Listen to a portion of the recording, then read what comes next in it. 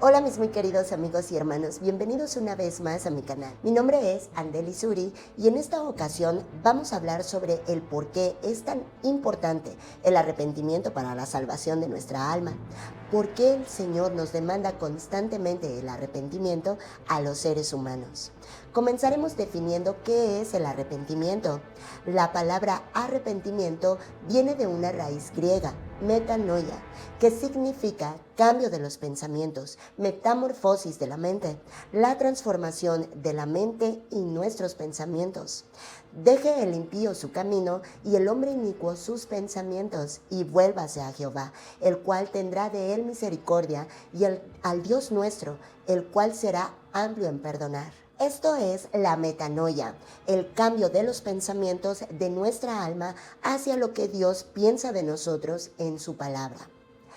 En muchas doctrinas y líderes cristianos manejan un concepto de que es necesario arrepentirse de los pecados para poder entonces tener salvación. El arrepentimiento de los pecados estaría enfocado más bien a sentirnos mal cada vez que pecamos. Esto es sentirnos mal cada vez que tenemos una mala acción o una obra negativa hacia alguien o algo al respecto. Y no sentimos mal por ello. Pero solo esto sería una buena acción, un buen acto o una buena obra. Sin embargo, eso no es lo que Dios demanda en su palabra para nuestra salvación. Pero Dios, habiendo pasado por alto los tiempos de esta ignorancia, ahora manda a todos los hombres en todo lugar que se arrepientan, por cuanto ha establecido un día en el cual juzgará al mundo con justicia, por aquel varón al que designó, dando fe a todos con haberle levantado de los muertos. Dios nos ha dado un mandamiento a toda la humanidad, que cambien sus pensamientos. Romanos 2:5.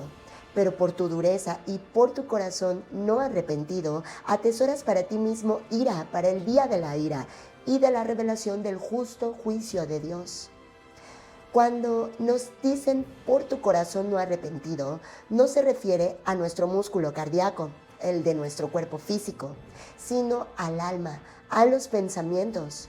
Es decir, por la dureza de tu alma y por la dureza de tus pensamientos en tu mente que tú tienes conforme a ti y no conforme a la palabra de Dios, atesoras para ti mismo ira para el día de la ira. Dios dice de nosotros que nosotros no podemos dejar de pecar. Dios nos dice en su palabra que hemos sido herederos de una naturaleza pecaminosa que nos va a impedir no pecar, porque está arraigada en nuestro cuerpo. Y si decimos que no hemos pecado, le hacemos a Él mentiroso y su palabra no está en nosotros. Primera de Juan 1:10. Agregado al arrepentimiento que Dios demanda de nosotros para poder ser salvos, nos encontramos que en el arrepentimiento conductual, el de las obras, pero ese arrepentimiento no salva a nadie, ya que la palabra nos dice que no es por obras, sino por fe. Fe en el Evangelio. Nada de lo que hagamos o dejemos de hacer nos abrirá las puertas del cielo. Por lo tanto, aquellos líderes o falsos maestros que te hablan de arrepentirte de tus pecados para poder ser salvo, o que debes dejar de pecar con carácter, o que cumplas la ley, no te están hablando con la verdad, porque eso no es bíblico. Lo que Dios está demandando de nosotros no es un arrepentimiento de tus obras o de tus pecados. Esto sería tener que recordarlos todos, y eso es imposible para el ser humano. En el pensamiento de muchas personas, esto es que ya no pecan más, según ellos. Digamos que este cambio conductual que está relacionado con el arrepentimiento de los pecados que predican estas congregaciones no es bíblico ni es el arrepentimiento que Dios demanda para salvación, ya que el arrepentimiento que Dios demanda para salvación no es externo, sino interno, en nuestra alma, en nuestra mente. Tienes que convertir tus pensamientos a lo que dice la Biblia. El Señor Jesús, cuando inició su ministerio, dijo unas palabras que quedaron registradas en Marcos 1:15, haciendo referencia a dos demandas para poder ser salvos. El tiempo se ha cumplido y el reino de Dios se ha acercado. Arrepentíos y creed en el Evangelio. Marcos 1:15. Pablo nos dice: examinaos a vosotros mismos si estáis en la fe, probaos a vosotros mismos, o no os conocéis a vosotros mismos que Jesucristo esté en nosotros, a menos que estéis reprobados. Como está escrito, no hay justo ni aun uno. Romanos 3:10. Y si una persona ante los ojos de Dios no es justa, entonces es injusta. Y no erréis, los injustos no heredarán el reino de Dios. Primera de Corintios 6:9. La palabra de Dios nos dice las características propias de los injustos. Nos dice que estos no heredarán el reino de Dios, ni los fornicarios, ni los idólatras, ni los adúlteros, ni los afeminados, ni los que se echan con varón, ni los ladrones, ni los ávaros, ni los borrachos, ni los maldicientes, ni los estafadores heredarán el reino de Dios. Primera de Corintios 6, versículo 9 al 10. Son muchas las personas que hoy día a sí mismos se creen salvas y convencidas de ello. Este dicho es respaldado al decir que se han arrepentido de todos sus pecados, que guardan santidad o que perseveran en la santidad, que hacen buenas obras, y muchos de ellos y ellas incluso dicen que ya no pecan. A continuación definiremos lo que es el pecado. La palabra de Dios nos dice que todo aquel que comete pecado infringe también la ley, pues el pecado es infracción de la ley. Primera de Juan capítulo 3, versículo 4. Asimismo, Dios nos dice en su palabra que el pecado se condena con la muerte del alma y del cuerpo físico, los cuales serán lanzados al lago de fuego. El alma que pecare, esa morirá. Ezequiel 18:4. Y asimismo Dios nos muestra un decreto en el cual nos dice que la paga del pecado es muerte. Romanos 6:23. El Señor, para poder hacerle entender al ser humano que no podía tener la moral de Dios, le da la ley de los 10 mandamientos, y no a cualquier ser humano, sino al pueblo de Israel en el monte Sinaí. Y además les da la ley de expiación para poder ser expiada la condena por el pecado cometido. Esto entonces nos enseña que aún el pueblo de Israel, teniendo la ley de los 10 mandamientos y demás leyes, no podían cumplirlas al pie de la letra. Por ello tenían la ley de expiación. Tenían que presentar un cordero cada vez que ellos pecaban para sacrificio en el templo, ya que por las obras de la ley ningún ser humano será justificado delante de él, porque por medio de la ley es el conocimiento del pecado. Romanos 3, versículo 20. Esto nos enseña que es necesario un sacrificio o la muerte de alguien para la paga de los pecados. Cuando un ser humano peca, entra en un proceso de muerte. El ser humano está hecho a la imagen y semejanza de Dios. Entonces dijo Dios: hagamos al hombre a nuestra imagen, conforme a nuestra semejanza. Génesis 1:26. Tenemos por entendido que Dios es un ser trino, pues es Padre, Hijo y Espíritu Santo. Del mismo modo, Dios dio esta imagen al ser humano al crearlo, con un espíritu, un alma y un cuerpo. Cuando el ser humano peca, el proceso de muerte comienza con el espíritu. El espíritu del ser humano muere. El hombre espiritual es aquel que tiene las 3 partes con las que Dios lo creó: cuerpo, alma y espíritu. El hombre natural únicamente tiene su cuerpo y su alma, ya que a causa del pecado el espíritu murió. En la palabra se nos dice que Dios no es un Dios de muertos, sino un Dios de vivos. Cuando una persona está muerta ante los ojos de Dios, es porque su espíritu ha muerto a causa de sus pecados. Por tanto, esta persona se vuelve únicamente un ser humano natural, con alma y cuerpo físico. En la palabra de Dios se nos cuenta una historia en la cual Jesús hace referencia a esto. Había un hombre de los fariseos que se llamaba Nicodemo, un principal entre los judíos. Cuando éste vino a Jesús, Jesús le dijo: de cierto te digo, que el que no naciere de nuevo no puede ver el reino de Dios. Juan 3, versículo 3. Nicodemo le preguntó: ¿cómo puede un hombre nacer siendo viejo? ¿Puede acaso entrar por segunda vez al vientre de su madre y nacer? Pero Jesús no se refería al cuerpo físico, sino precisamente se refería al cuerpo espiritual, el cual había muerto a causa del pecado en todos los seres humanos. Una vez más y confirmando 2 veces, Jesús le respondió: de cierto te digo, que el que no naciere del agua ni del espíritu no puede entrar en el reino de Dios.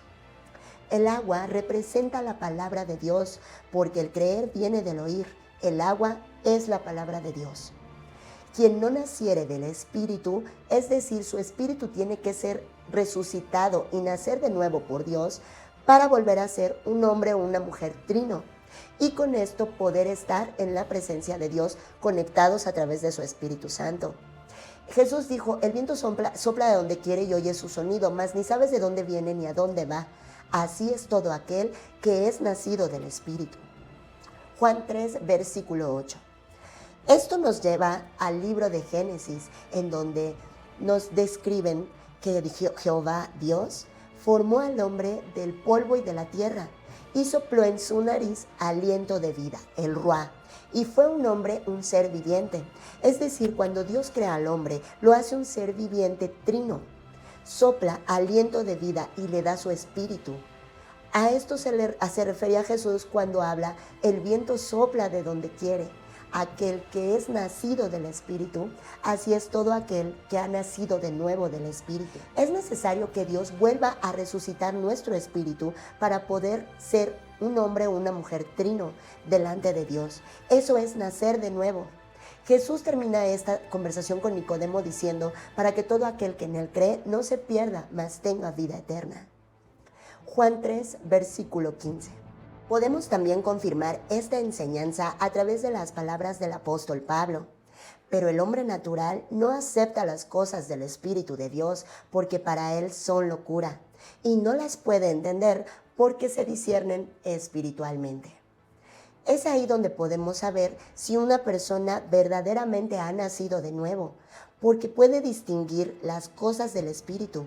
Las personas que se perciben a sí mismas como cristianas salvas, pero que no han nacido de nuevo, son este tipo de personas que no pueden entender cuando leen la palabra de Dios y siempre están buscando en respuestas en internet, en prédicas de hombres, en todas las cosas del mundo, para tratar de entender las Escrituras. Sin embargo, no tienen ese discernimiento que solo viene del Espíritu Santo. Para nacer de nuevo tienes que creer en el Evangelio y arrepentirte genuinamente como Dios lo pide en su palabra. Se nos dice en la palabra de Dios que cuando Abraham creyó a Dios, esa acción y esa decisión de creerle a Dios le fue contada por justicia. Justificados pues por la fe, tenemos paz para con Dios por medio de nuestro Señor Jesucristo. Romanos 5:1. Pues mucho más, estando ya justificados en su sangre, por él seremos salvos de la ira, de este periodo terrible de la semana 70 de Daniel, el arrebatamiento. Sabiendo que el hombre no es justificado por las obras de la ley, sino por la fe en Jesucristo, nosotros también hemos creído en Jesucristo para ser justificados por la fe de Cristo y no por las obras de la ley, por cuanto por las obras de la ley nadie será justificado. Gálatas 2:16. En la palabra de Dios se nos cuenta una historia a través de las palabras de Jesús. Había 2 hombres que subieron al templo a orar. Uno era fariseo y el otro era publicano. El fariseo, puesto en pie, oraba para sí mismo. Esta enseñanza es de recalcar que el fariseo oraba para sí mismo de esta manera: Dios, te doy gracias porque no soy como los otros hombres, ladrones, injustos, adúlteros, ni aún como este publicano. Refiriéndose a ese hombre, al publicano que estaba orando ahí. Ayuno 2 veces a la semana, doy diezmos de todo lo que gano. Mas el publicano, estando lejos, no quería ni aún alzar los ojos al cielo, sino que se golpeaba el pecho diciendo: Dios, sé propicio a mí, pecador. Ese publicano se estaba humillando ante Dios, reconociendo su condición de pecador. Se golpeaba el pecho diciendo: sé propicio a mí, que soy pecador. Soy pecador. Jesús respondió a esto: os digo que este último descendió a su casa justificado antes que el otro, porque cualquiera que se enaltece será humillado, y el que se humilla será enaltecido. Ese es el verdadero arrepentimiento. Dios no puede ser burlado. Dios mira en el corazón del ser humano, y cuando Dios halla un corazón contrito y humillado, Dios no lo desprecia. Por tanto, es necesario que cambies tus pensamientos, entender que no podemos no pecar. Somos incapaces de tener la moral perfecta de Dios. La ley nos ha sido dada para entender el conocimiento del pecado, para entender que no podemos cumplirla. Pablo nos dice: porque no hago el bien que quiero, sino el mal que no quiero, eso hago. Así que, queriendo yo hacer el bien, hallo esta ley, que el mal está en mí. Veo otra ley en mis miembros, que se revela contra la ley de mi mente y que me lleva cautivo al pecado, que está en mis miembros. Miserable de mí, ¿quién me librará de este cuerpo de muerte?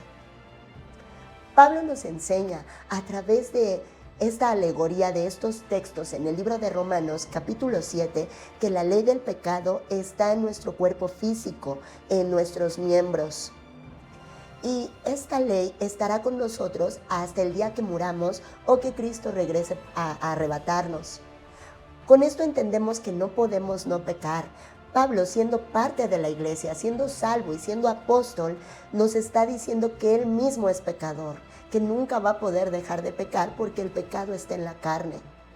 Por ello es que debemos de transformar nuestro entendimiento, alinearnos a la palabra de Dios y reconocernos ante Dios como pecadores, como injustos, y reconocer la necesidad que tenemos de Él para poder ser salvos. Pues nada de lo que hagamos o bien dejemos de hacer en nuestras obras o en la ley puede salvarnos. Isaías 64:6 nos dice de que todas nuestras obras y todas nuestras justicias son como trapos de inmundicia ante Dios. Recuerda que cuando tu espíritu ha nacido de nuevo, puedes entender las cosas que vienen del espíritu. Por tanto, no podrás ser engañado, ni por falsos hermanos, ni por falsas doctrinas. Por eso Cristo nos dice que los verdaderos escogidos no podrán ser engañados. Claramente esto hace una referencia a los mártires de la gran tribulación, pero hace la misma referencia a que como ellos tendrán el Espíritu Santo, no podrán ser engañados ni por el anticristo, ni por otros que los quieran llevar al engaño que haya en ese tiempo en la tierra. Los verdaderos cristianos sabemos de la condenación que nos viene si no nos arrepentimos genuinamente y creemos al Evangelio. Los falsos cristianos se respaldan en sus obras o en sus esfuerzos o en que según ellos cumplen la ley. Por eso Pablo nos dice: examínate si estás en la fe o en la dependencia de tus obras.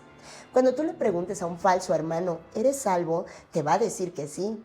Pero cuando le preguntes por qué, él va a decir: porque me arrepentí de mis pecados, porque sigo a Cristo, porque seguí a Jesús. Te apuesto que esa persona ni siquiera se acuerda de sus pecados de la semana pasada, pero él dice que se arrepintió de todos. Eso no es lo que Dios pide. Dios demanda arrepentimiento en cuanto a la condición en la que estamos delante de Dios.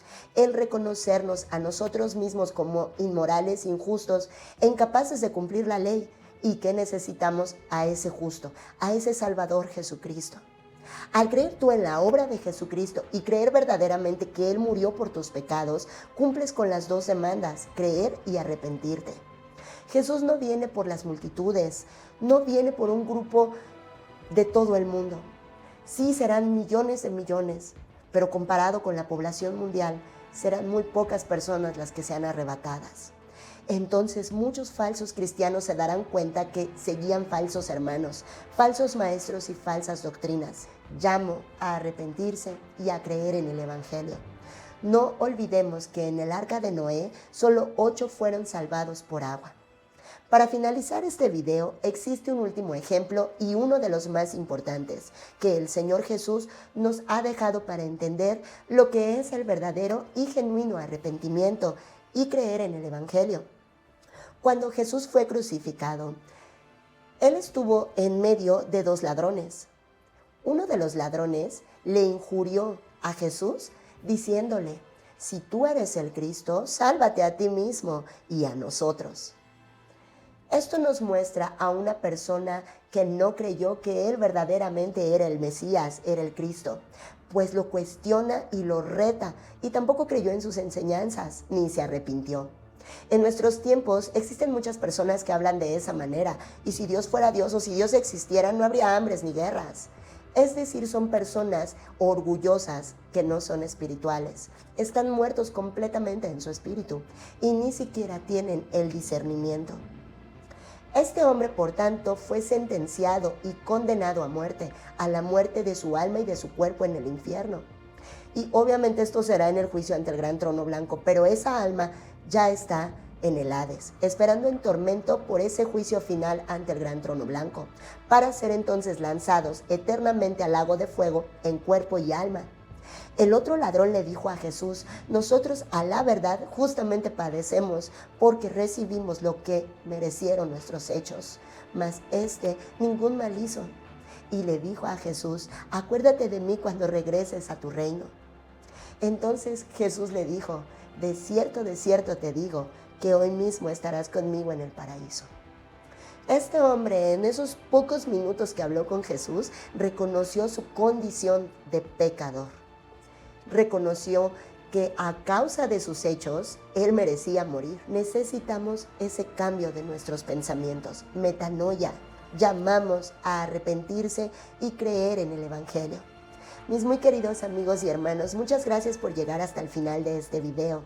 Me gustaría que dejaran en los comentarios cualquier duda o cualquier tema que ustedes quisieran tocar para edificación del cuerpo.